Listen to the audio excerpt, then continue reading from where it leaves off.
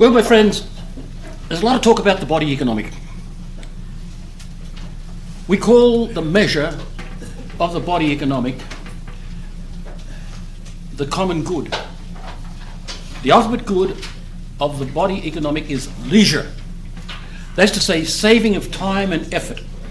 He can produce motor cars, she can produce food, he produces battleships. In other words, I'm representing companies and things like that. But it's not the function of government to do that. And there are three major arguments, which we won't go into now, but the principal one is the principle of subsidiarity. What can be done by the lower ought not be done by the higher. It's a beautiful, rational science, economics. I'm sorry, not economics, ethics. The book I wrote last year, which many of you have, I've received urgings. It must be published, I'm told. One scholar says he's lecturing on this all the time, and he said, many ethics textbooks go round and round and round. Yours comes right to the point, he said. And he's urging me strongly to get it published, but there's more to it than that. Getting things published is not the easiest thing in the world.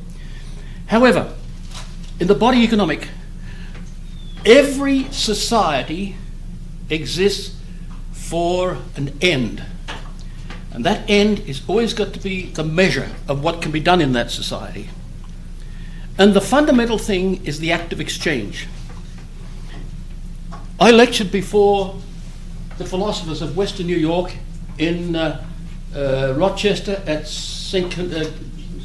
What's it called, the college there? John Fisher, that's it, thank you.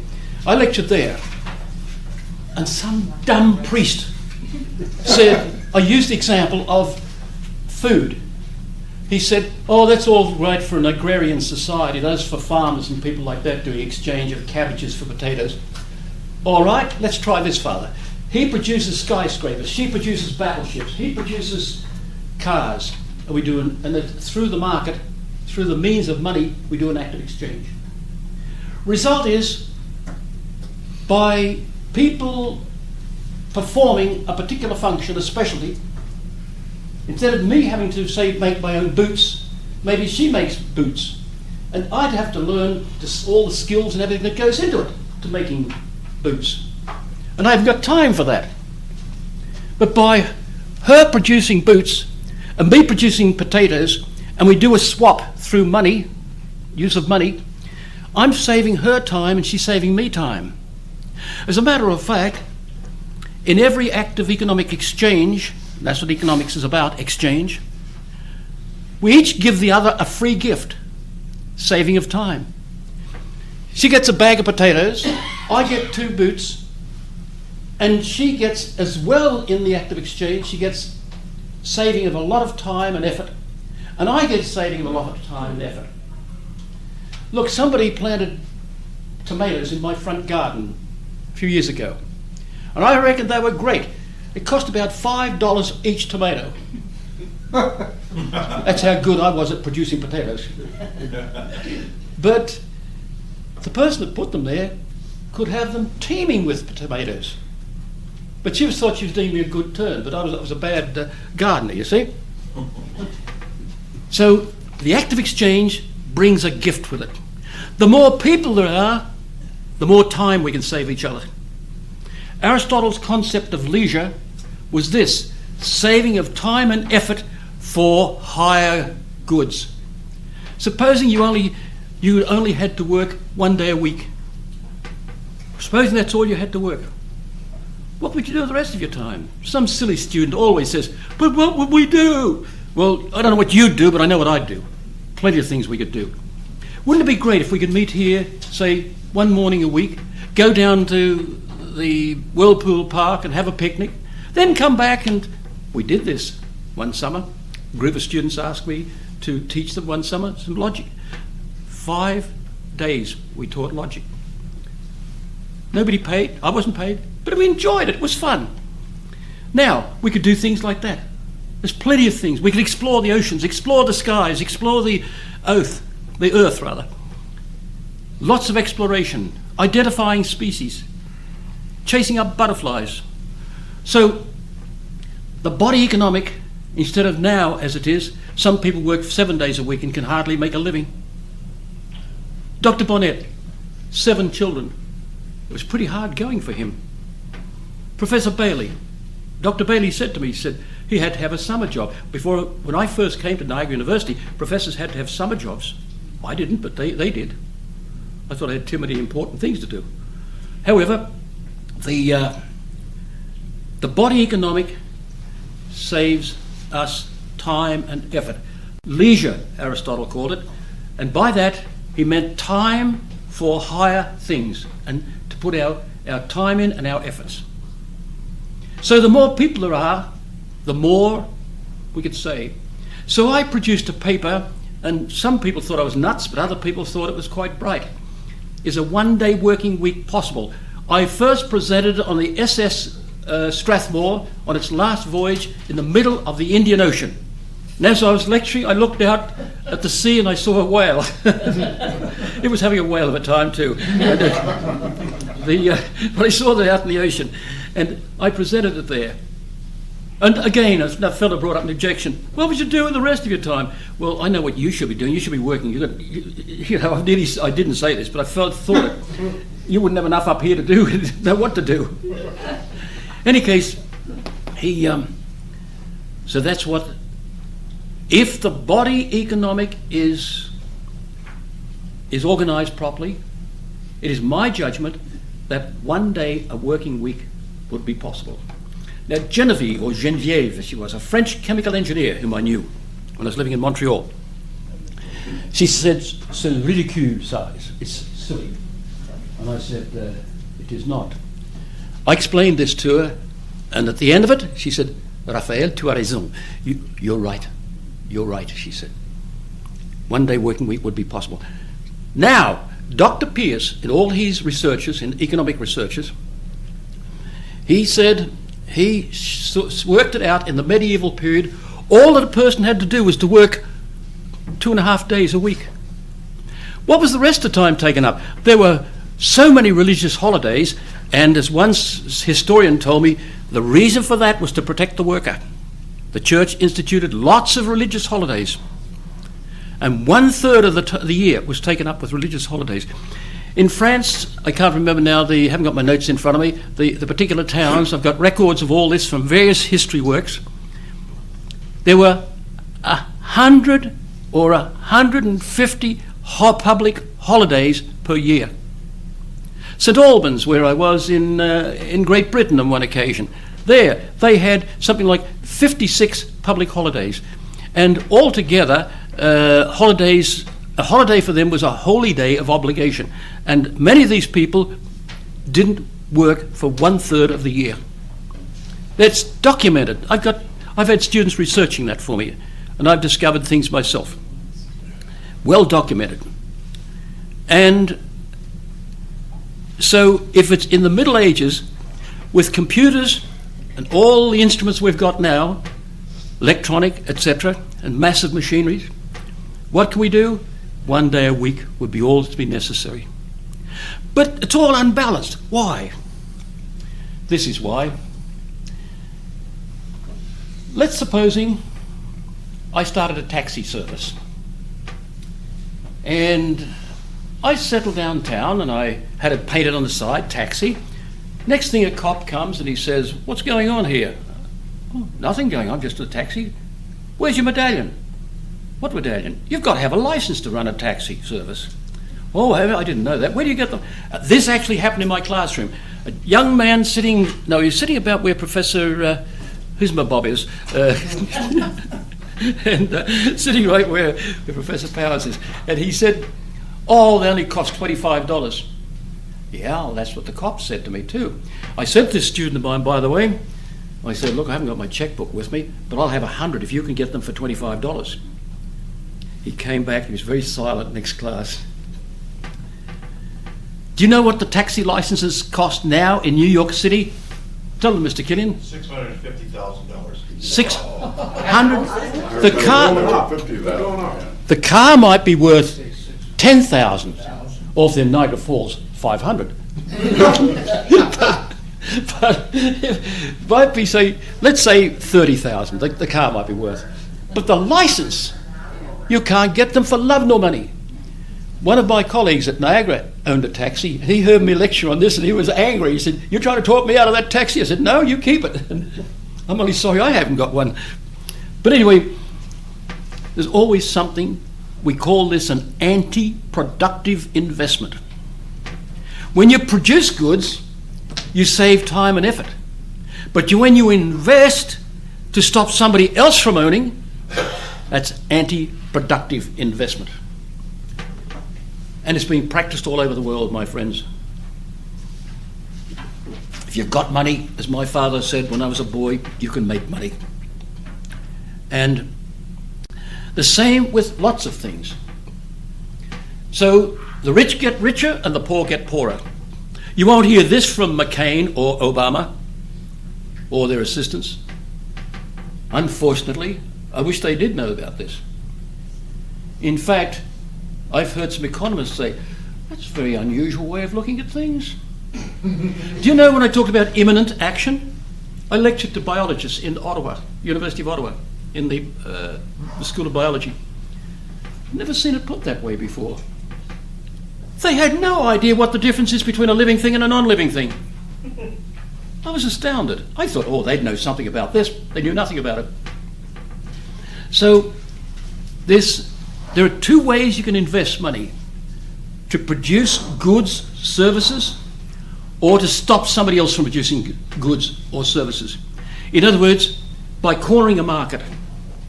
Now, Aristotle saw this, and it's in the, I think I've even got the references in it, of course, in the paper that I done. It's in there. It's in there, is it? Good. The Two Faces of Capitalism. I published that quite a lot of years ago. When Aristotle said, let's look at the ways of making money. He says this in his book of Ethics, by the way. Let's look at the way of making money. I think it was Thomistic, he said, had borrowed money for the olive presses. Now, I've been all over Greece, and I remember having a bit of fun and crawling around under olive trees and picking up olives with some lovely Greek girls. And it was good fun. The length that some people would go. Anyway, olive trees everywhere, and they needed the olive trees. Well, Thales, who's known as probably the earliest of all Greek philosophers, usually recognized as the first official philosopher, and he was being laughed at by the people. Oh, he's a philosopher. I've had the same thing. Oh, he's got his head in the clouds. He's a philosopher. He got fed up with this in all his investigations when he's pioneering, and he said, I better teach these people a lesson. So he was very good at reading the elements to see what the weather would be like in the following summer. He could see it was going to be a bumper harvest of olives. So he put deposits on all the olive presses. Result is, when it came summer, all the people who laughed at him had to come to him to pay for the rent, to rent the olive presses. So he raised the price and made a fortune, taught them a lesson. The same with another man, as he records, with the iron mines. I discovered these things just by reading Aristotle when he talks about how to make money. Now, St. Thomas uses another example. It's all right for somebody to go ahead from the group when they're all going to the theatre, to make plans to make it easier for them to come. But if he goes there to buy the tickets, then they bought them from him at a raised price. That is contrary to the natural order, contrary to the body economic. And again, anti-productive investment. Scalping, it's called, yes. As a matter of fact, I went to the La Scala opera in Milan, and as I walked the ticket box, there seemed to be nobody else around. At the moment I got in, the place was pretty full, and magnificent, by the way, men in medieval, great honourable dress, etc. Beautiful. I can't even remember which opera I saw there.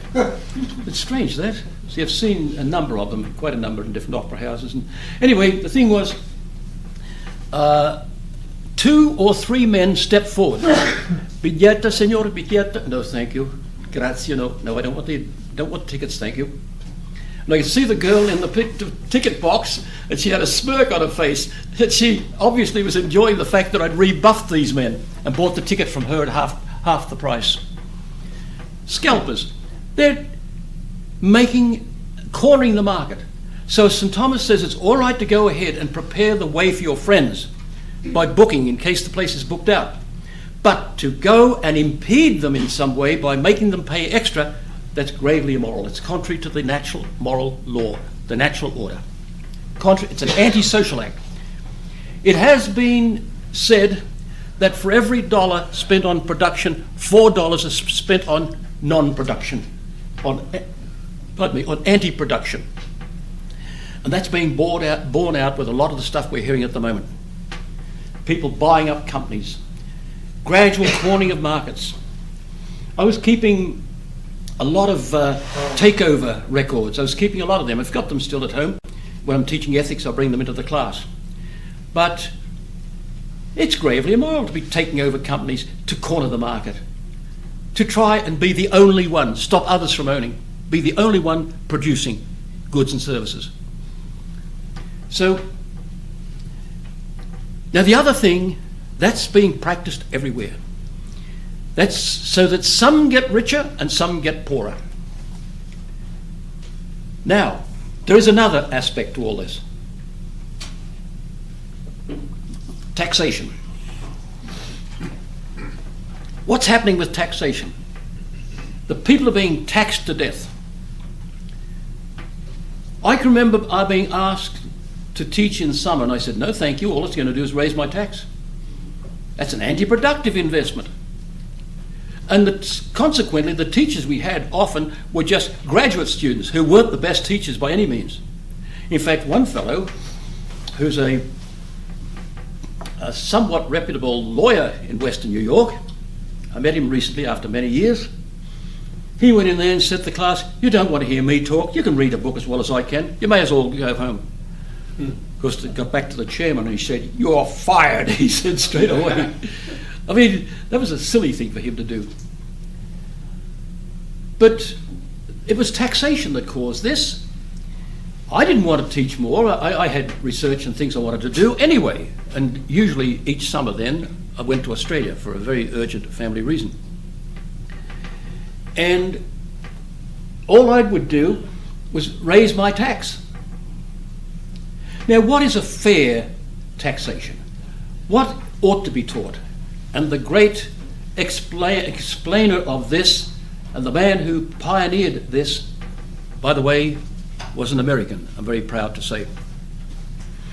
Let's go back to the early days in America.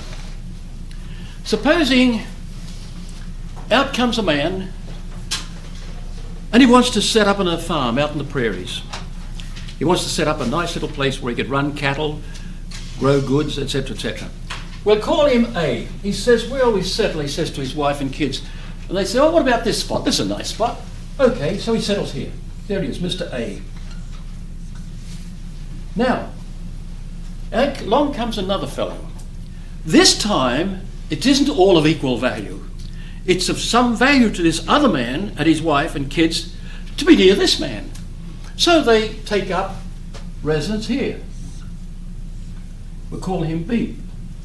Now the land has a different value now because there's the benefits of association.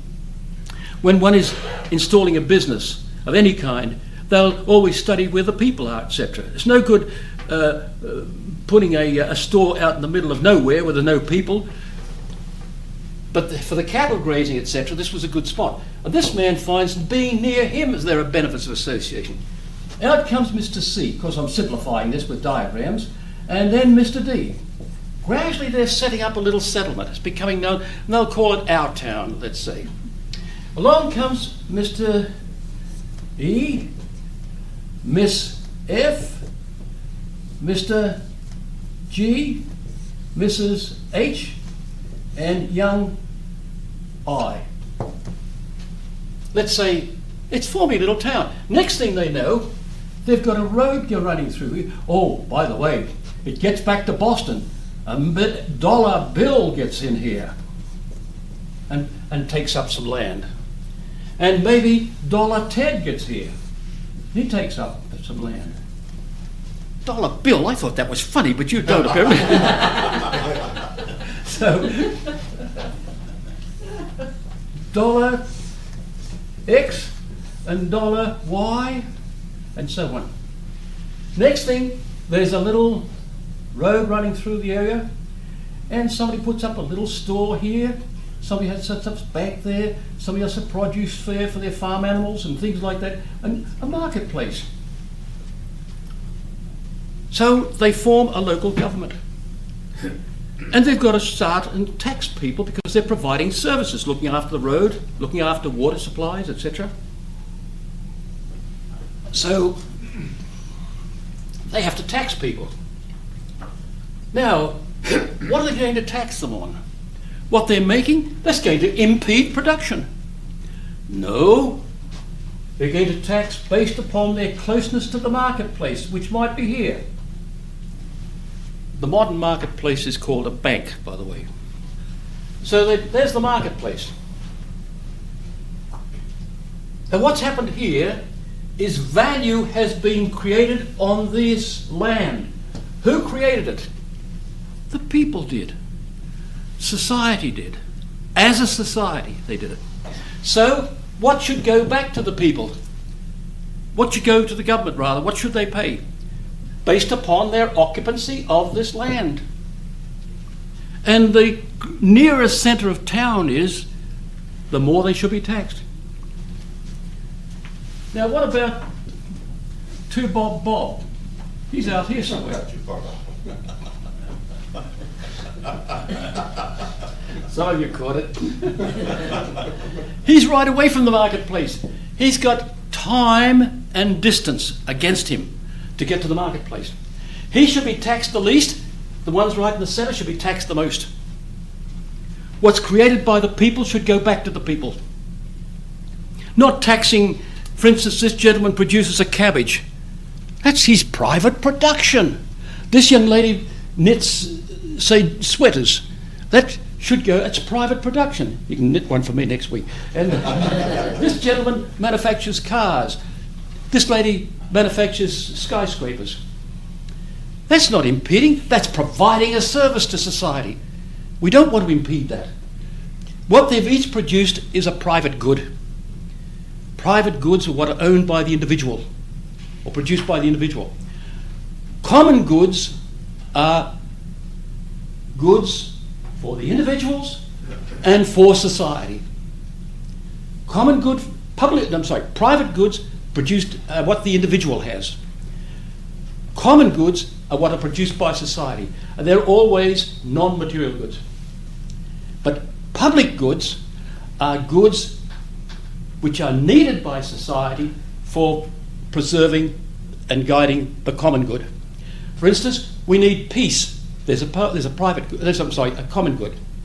We need order. There's a common good. We need freedom. There's a common good. Now, to preserve them, we need police cars. We need jails. We need courts, court buildings. So, private goods are obtained by the individual, but public goods are obtained by the individuals through their taxes. And the only reasonable tax is what's created by land values. Value of land, because the value on land is produced publicly, and it alone should be the source of taxation. All other taxes are unjust. These people here have got greater benefits out of the use of the land. They're close to the marketplace. They have the benefits of association more than anybody. So they should be taxed more than anybody because society creates that value. It should go back, some of it goes back to society in tax. But what you've got now, where do you think most tax goes to? Where do you think a great deal of the tax goes to? Collecting tax. You've got an enormous army of accountants, etc. It's a very costly business. Tax. In New York State, it's large pockets. It's what? In New York State, it's large pockets. Yes. Well, he's possibly right. But think of the Kmart alone, just one organization. Every little bit has tax on it. The computation of all that tax money, the computation of all that, and recording and going from the Kmart's accountants to the other accountants working for the tax department, the IRS, and the state, etc. Tax, tax, tax. Men have said to me, soon they'll tax air. We'll all be required to breathe twice and out of 3 breaths, or something like that. Now, if some man decides, has a block of land and decides to build a mansion on it, he pays for the value of the land. If he decides to farm on it, he pays for the value of the land. Tax is required to run the place, whether he's mayor or not, is beside the point. What the land is in its value. And that's estimated based upon its closeness to the centres of association. That's where the tax is. That's a just form of taxation. Yeah. B, the access that B has You mean to the to Bob B? to Bob B Oh, Tibapa, yes. has to the marketplace these days is virtually the same as A through Y over here because of the internet and the electronic communication. Yes. But he's still got to get his goods to the marketplace. Okay. Because he's still got a time and distance against him. So it pays to think about this very, very deeply. And I see it being broken and talked about every day, as if it's just the will of the people, whatever the will of the people wants. Oh, no, it's not. If the government doesn't just carry out the will of the people, for instance, if the people wanted the government to take over all land, government can't accept it. If the government were the only owner of land, it's not the place of the government to accept that. Land, what can be done by the lower ought not be done by the higher. And by heaven, by experiment, this has been found out to be true. By experiment. The Soviet Union collapsed. Now it's tough men. And as one priest in Canada said long ago, oh no, don't think that the Russians have given up communism, not in your life.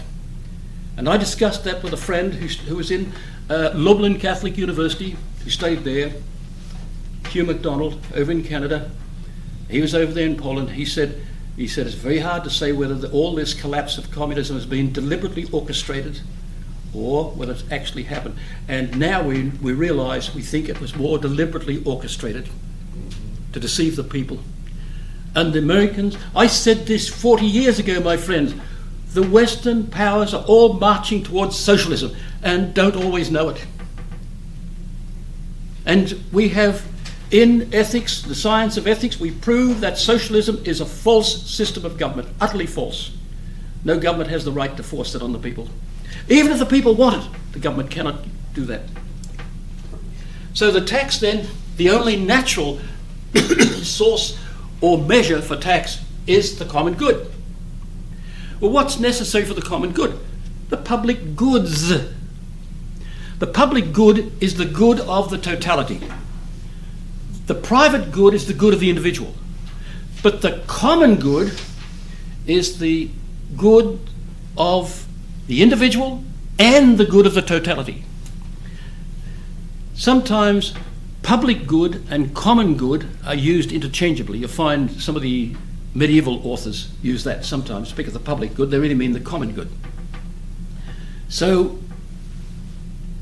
the government, its object is the common good. Excuse me. But in order to have the common good, it must have some common goods. Now they're material things.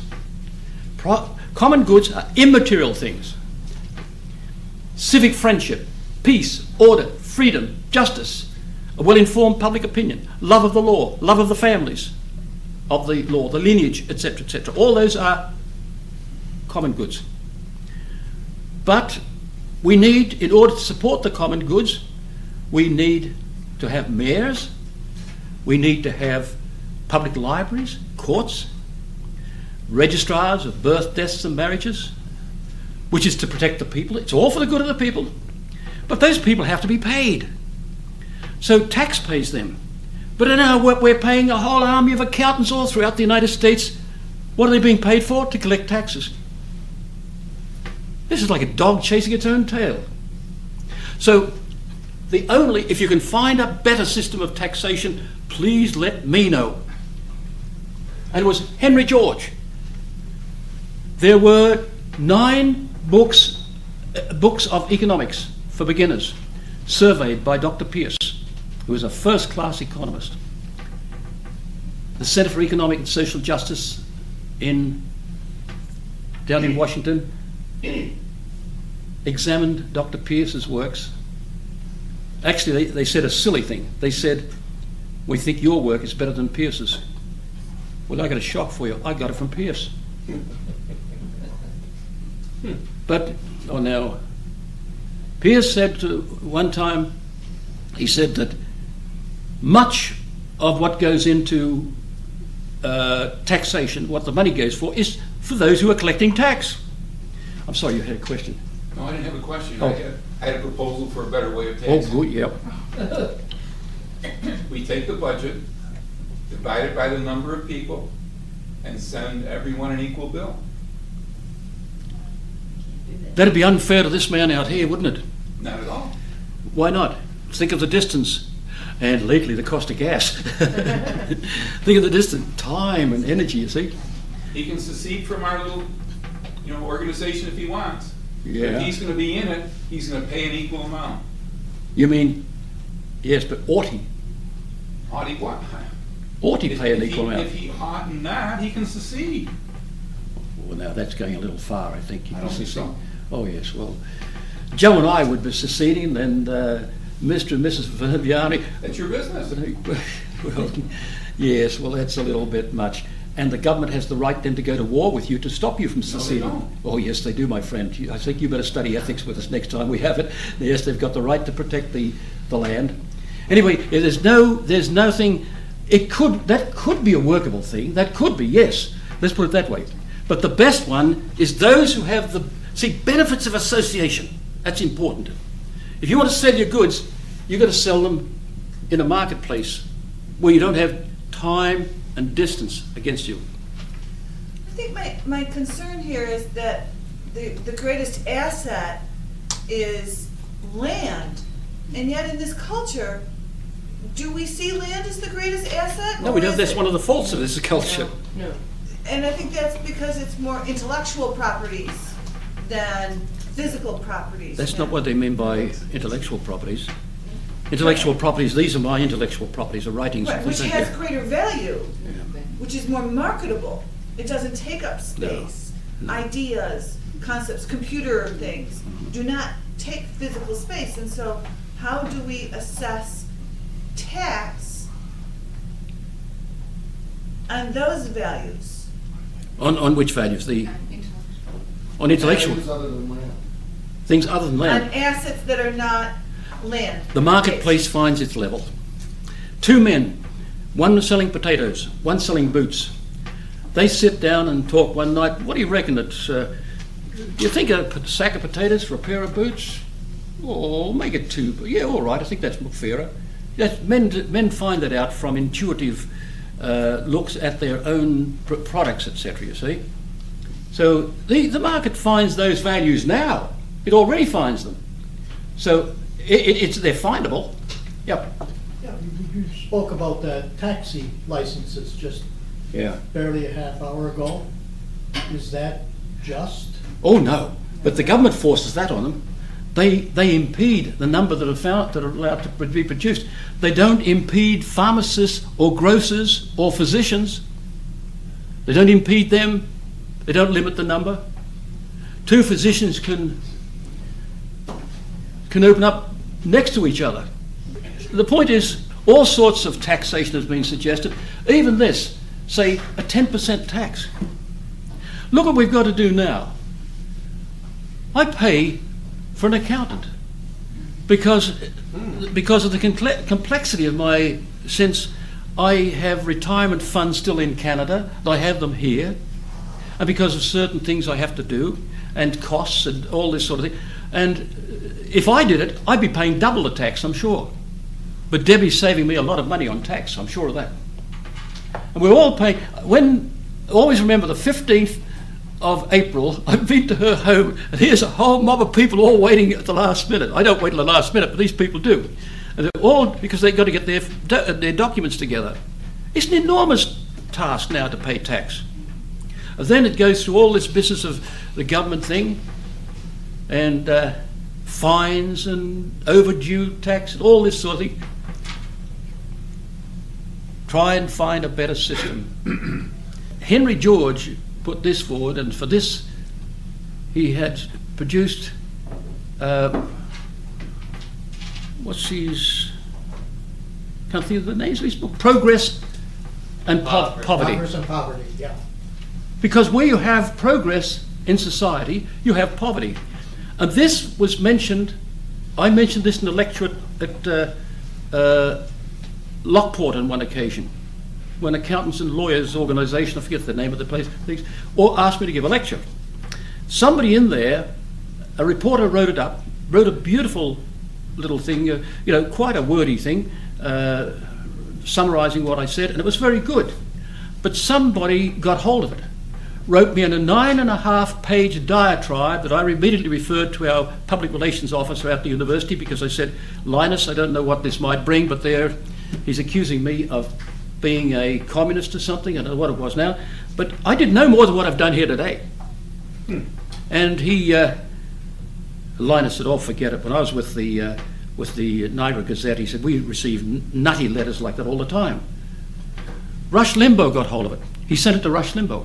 Rush Limbaugh, I have the copy of the Rush, what is it called? I'm sorry. Rush Limbaugh News or something. I've forgotten that. It comes out once a month. Yeah. And in it, he likened me to Fidel Castro, Jesse Jackson, and Ted Kennedy. He spoke about them. That's a stretch. Yeah, so nutty professor he called me. Now I don't mind Fidel Castro and the other fellow, but not Ted. Holy mackerel! That's going too far. Anyway, maybe because the Latin civilization gave up the rules about the taxations and laws to different civilizations. Maybe that's why we have more mess. yes. I put it down to the education system, frankly, in the universities. But yes, but all the education system which was run by the Catholic Church, now they are run by different people. Yes, but different now... religions. Even they it's still call them Catholic universities. Oh, you're right. Yes, you are so right. They're not Catholic universities. Exactly. They're more... What is it they found out recently? 70s, 80% or something of... Yeah, it's way out of whack. Of all professors are all socialists.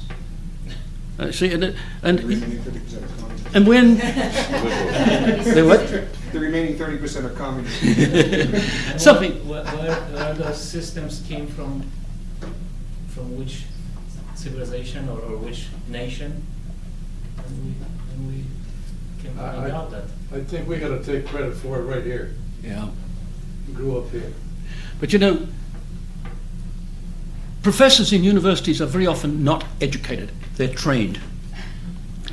Different between schooling, training, and education. An educated man is taught to think, but you'd be surprised that was going on in many of the universities. Look, I'm national president of Scholars for Social Justice, and we have all sorts of people in it.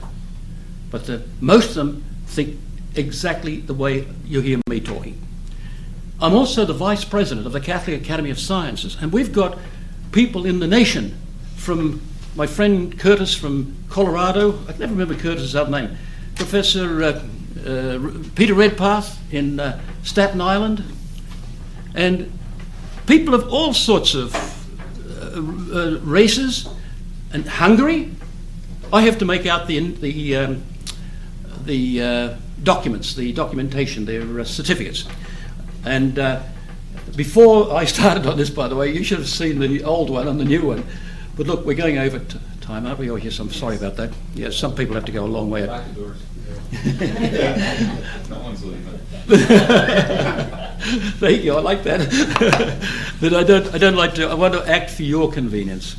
And I love it, the fact that you all brought this, especially you, sir, all brought up some questions or objections to it. That's what we need. That's the way to bring the truth out. Yes, sir. How did we get our government involved with the Wall Street? Isn't that like being involved with Las Vegas? I mean, somebody can control it. The guys with all the big money can manipulate it because... That's one of the problems. They've got there by anti-productive investment. Look at the way the oil fields were taken over from the Indians, for instance. It's horrifying to read that, how the Indians got drunk and that sort of thing, and bribed with a bottle of whiskey. I think it all boils down to the fact that we've lost all confidence and respect for our Constitution. When I came to Canada, I don't want to make this sound self-serving. When I came to Canada, That's why we're in the mess. they asked me to come from Australia. Well, we didn't have a Catholic university then. University of Ottawa was not a Catholic university, it's a provincial one, but it had oblates who were deans, etc. Then when I came to Niagara, they sent for me from Canada because they couldn't get scholars, the right scholars. And what happened is the rough guys they let in, and two of them were ex-priests that I know of, Pierre Laberge, they took over. And they made an awful mess out of the university. I'd like to pick up on what she just said. Oh, sorry, yeah, go ahead. Democracy is tyranny of the majority. Yeah. Constitutional republic is ruled by law. The natural law, though. No. It was set out to be a natural law. Remember what I said about Judge Akara? He said the trouble with Dr. Waters is he doesn't know anything about the rule of law, he said in the courtroom. When I submitted a letter to him pleading for leniency for somebody, and he said he doesn't know anything about the rule of law. Well, my reply to Judge Akara is this, and by the way, he's supposed to be a Catholic, is he doesn't know anything about the rule of natural law. He meant the rule of ordinance. He didn't mean the rule of law. That's possibly true too, yes. He's confusing ordinances with law. Law, yes, I can see that. But the thing is, natural law, or positive law, is subordinate to natural law. We show that in ethics. It's subordinate to it. Natural law, you cannot break natural law, you cannot change positive law, provided it's still in keeping with natural moral law. Anyway, I'm keeping you all late. This is great. I'm really grateful to you all. Thank you. Yes, we continued, yeah. Yes. You know what? I started this at Niagara University, a symposium, and usually it was Dr. Bonnet and me.